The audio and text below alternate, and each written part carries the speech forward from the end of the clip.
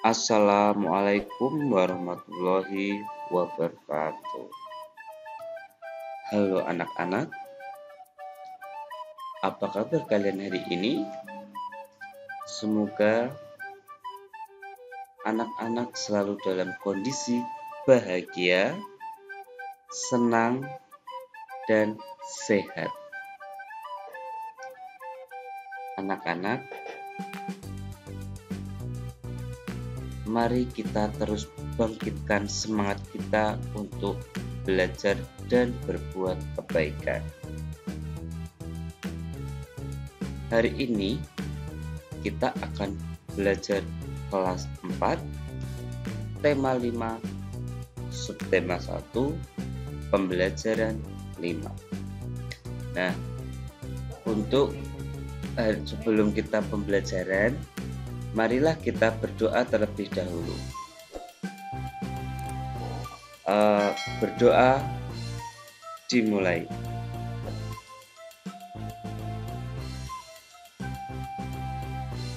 Berdoa selesai. Anak-anak, siapa lagi ya tokoh yang terkenal pada zaman kerajaan Hindu, Buddha, dan Islam di wilayah Nusantara atau di Indonesia? Mari kita pelajari tentang kerajaan Majapahit. Pada akhir masa kerajaan Hindu-Buddha, muncullah tokoh-tokoh yang membawa kejayaan kerajaan Majapahit. Ini adalah wilayah kekuasaan Majapahit. Jadi hampir seluruh wilayah Indonesia itu berada dalam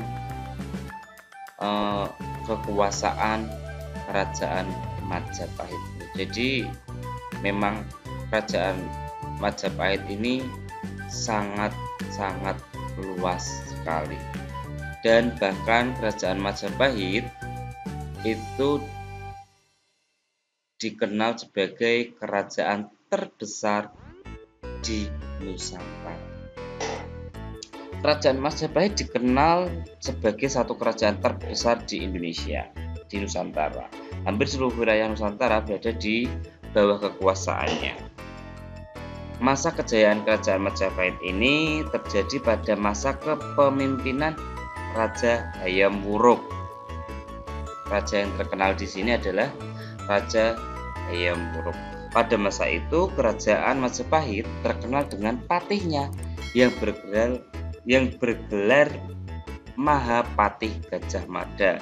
Nah, di sini Mahapatih Gajah Mada ini juga sangat terkenal.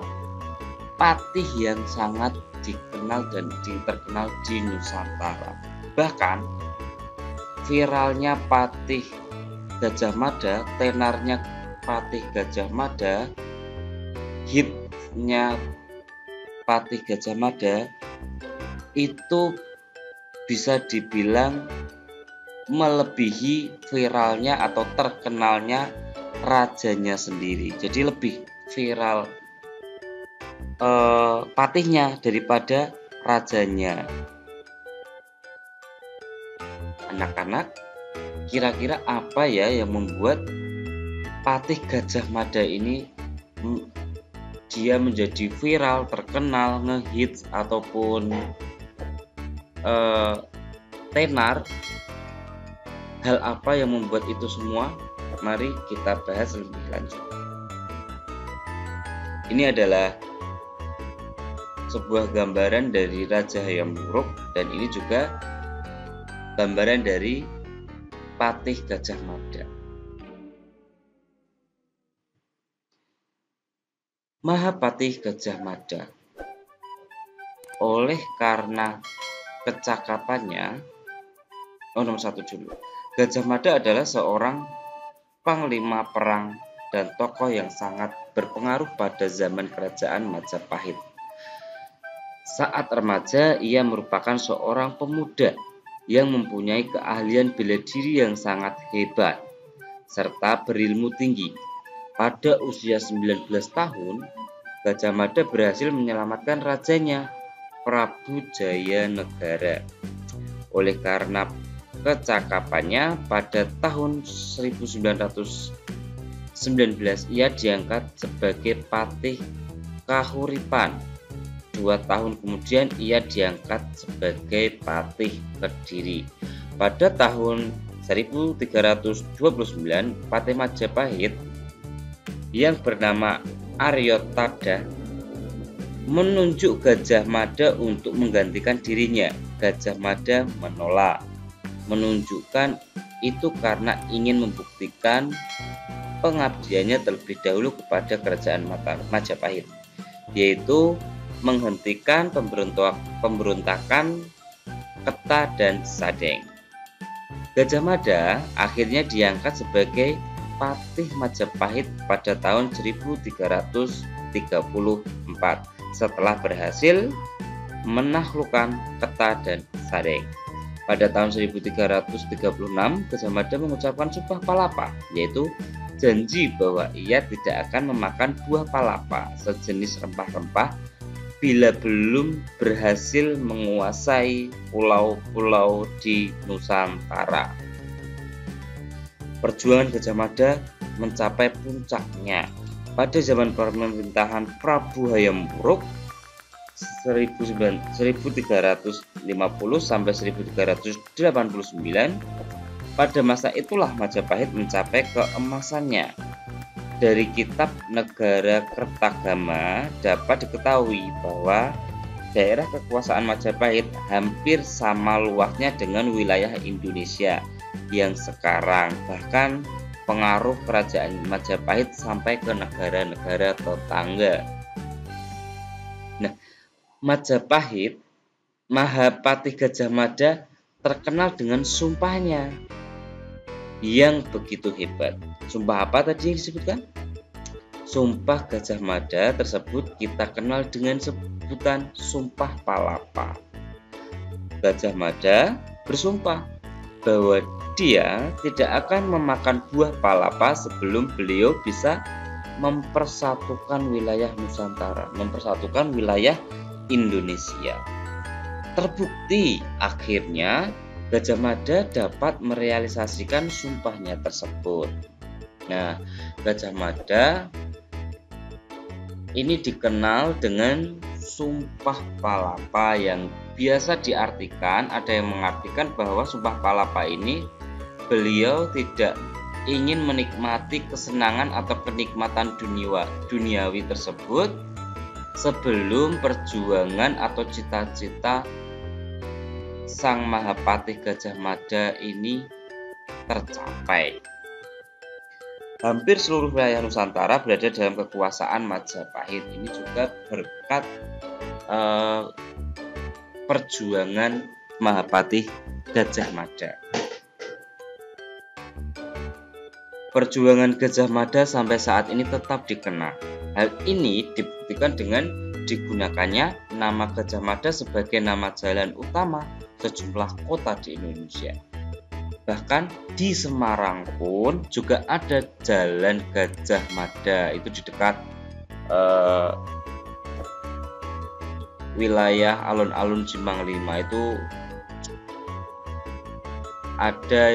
terdapat nama jalan, yaitu nama Jalan Gajah Mada. Tidak hanya di Semarang, di Jakarta pun juga ada. Mungkin di bagian kota lain juga ada yang menggunakan lagi nama Gajah Mada sebagai nama jalan utama kota untuk menandakan bahwa dikenanglah jasa pahlawan Sang Mahapatih Gajah Mada. Kebesaran nama dan kejayaan Majapahit dapat pula dilihat dari peninggalan berupa candi. Ada Candi Penataran yang ditinggalkan di Jawa Timur. Kompleks Candi Penataran. Kemegahan dan kebesaran kompleks Candi Penataran membuktikan perjuangan dan peranan para tokoh pada masa kerajaan Majapahit. Candi Penataran dibangun pada masa kerajaan Kediri dan dipergunakan pada masa kerajaan Majapahit. Di dalam kompleks candi terdapat arca bangunan yang disebut Balai Agung, prasasti batu tulis, dan beberapa candi-candi itu diantaranya Candi Nusa yang berukuran lebar 4,83 meter, panjang 6,57 meter, dan tinggi 4,70 meter. Selain itu terdapat candi yang dianggap paling suci, yaitu Candi Induk. Candi Induk terdiri atas 3 teras tersusun dengan tinggi seluruhnya 7,19 meter. Gajah Mada adalah tokoh yang memiliki jiwa kepahlawanan yang sangat luar biasa. Tokoh yang pantang menyerah dan tak pernah gentar. Apakah kalian masih ingat lagu Maju Tak Gentar? Siapakah pencipta dari lagu tersebut? Lagu Maju Tak Gentar adalah ciptaan dari C. Simanjuntak, dinyanyikan dengan tempo marsia. Tempo marsia artinya lagu yang dinyanyikan seperti orang berjalan. Nah, baik anak-anak, kemarin anak-anak sudah berlatih untuk menyanyikan lagu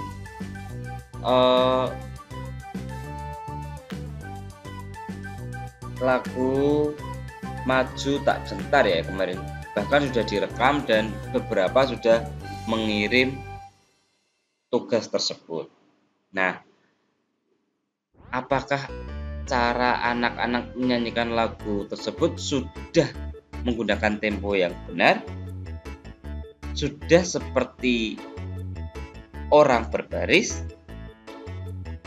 Nah, nanti bisa anak-anak perhatikan lagi apakah cara menyanyikan temponya sudah betul, sudah sama, ataupun masih temponya masih ada yang salah. Bisa belajar lagi nanti. Tempo yang bisa digunakan pada lagu-lagu bertema perjuangan itu tempo marsia. Nah, ini ada contoh beberapa lagu nasional yang menggunakan tempo marsia.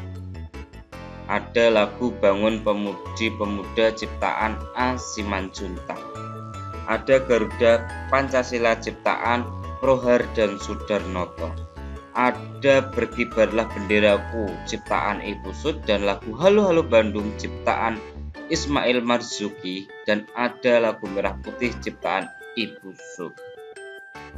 Nah, sekarang waktunya mengerjakan tugas. Jawablah pertanyaan berikut dengan tepat dan jelas. Hal baik apa yang dapat kamu contoh dari sikap Gajah Mada? Kamu jelaskan, kamu tulis dalam buku tematik atau buku tugas. Apakah Gajah Mada bisa disebut sebagai pahlawan pada masa kerajaan Majapahit? Jelaskan.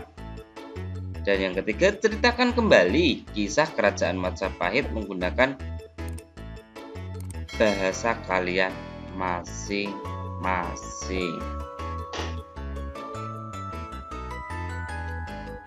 Demikianlah pembelajaran kita hari ini. Jika kalian melakukan sesuatu yang baik, jangan pernah hiraukan apapun ungkapan negatif dari orang lain. Tetap fokus pada tujuan yang ingin kalian capai. Akhir kata, wassalamualaikum warahmatullahi wabarakatuh.